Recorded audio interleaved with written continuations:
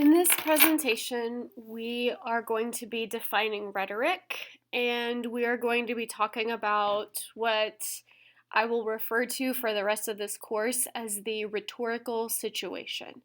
So you'll be taking notes in whatever format you want, if that is having a Google Doc or Word document open in a screen, kind of like splitting your screen while watching this video, that's fine. If you are handwriting your notes, that's fine too, but you must take notes. So, rhetoric is the art of persuasion, and you guys wrote for your EOC test last year that you didn't end up taking.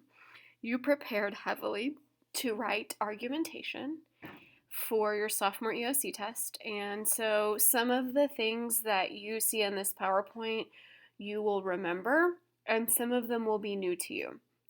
So basically, rhetoric is convincing someone to think, do, or believe differently.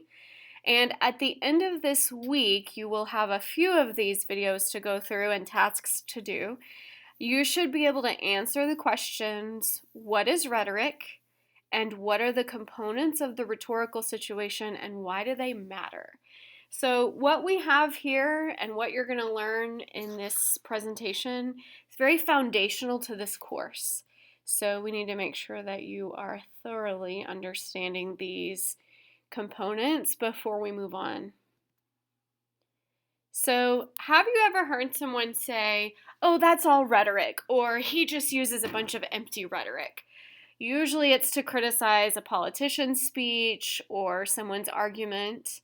To many people, the word rhetoric means trickery or deception, but it really has a more well-rounded definition that means something else too. So we're going to study lots of examples of rhetoric or argumentation, and some actually will use that same trickery or deception.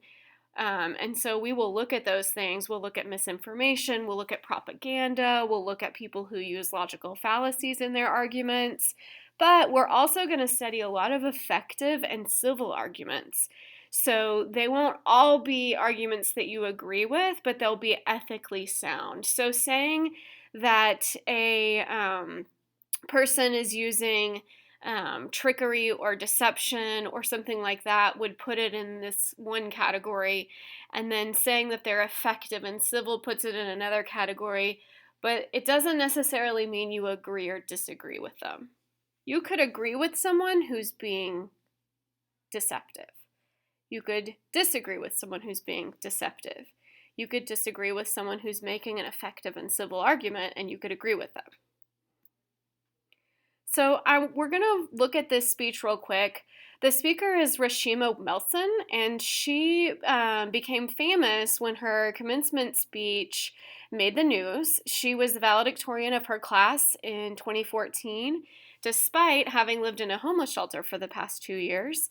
And she went to school in Washington, D.C., and this is her valedictorian speech. And I want you to answer the question, is the speech manipulative and deceptive, or does it fall under the category of civil and effective?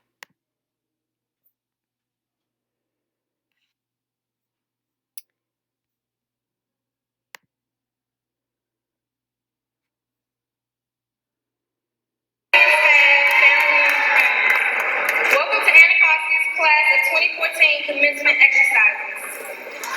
The 2 years I have spent at Anacostia have been wonderful, and I do not have asked for a better experience. I have been taken care of by the best principals, teachers, and coaches in the city.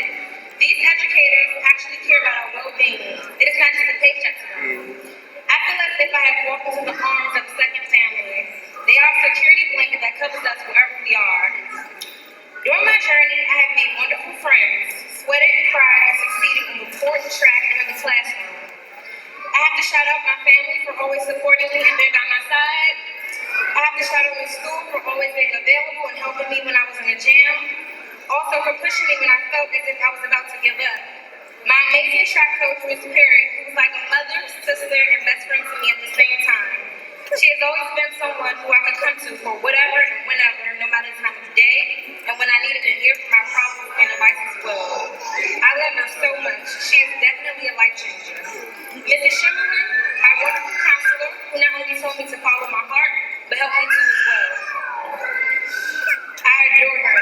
Mr. Smith, Anna Costa's excellent DC capitalizer who helped me get through the tough, frustrating college process without a problem. Without him, I probably would not have even applied and made it through, especially the financial aid portion. I would also like to thank Mr. Vaughn, Coach June, Coach Cross, Ms. Freeman, Coach Shackelford, Coach Thomas, Mr. Mildred, and Mrs. Witherspoon, who have supported me every step of the way. And I would be remiss if I didn't thank all of the community partners and UConn supporters I have gained over the past month. Throughout my journey here, I have learned that time doesn't wait, pity, or adjust for or to anyone. And life is not fair. Life is not fair. But despite that harsh reality, you must keep striving for success through the pain, tears, and feeling of lost hope. People say life is short, live it up. I say life is endless. Turn up, earn it up, but don't burn it up.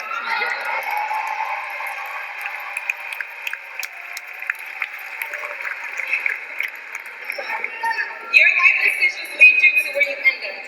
For the longest, I was in the struggle, trying my best, but I started to think it would never be over. I started to give up, but then God gave me a sign that He wasn't putting me through this to punish me, but to show others how to be resilient and persistent in the goals of life.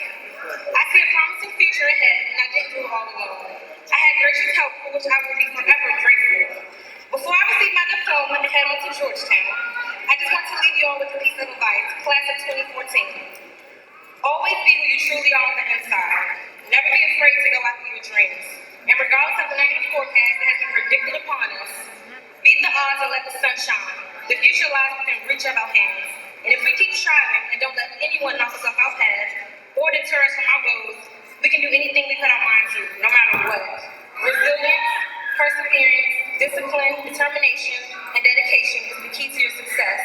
Each step we take is paved with possibilities. Now go unlock the doors to your future.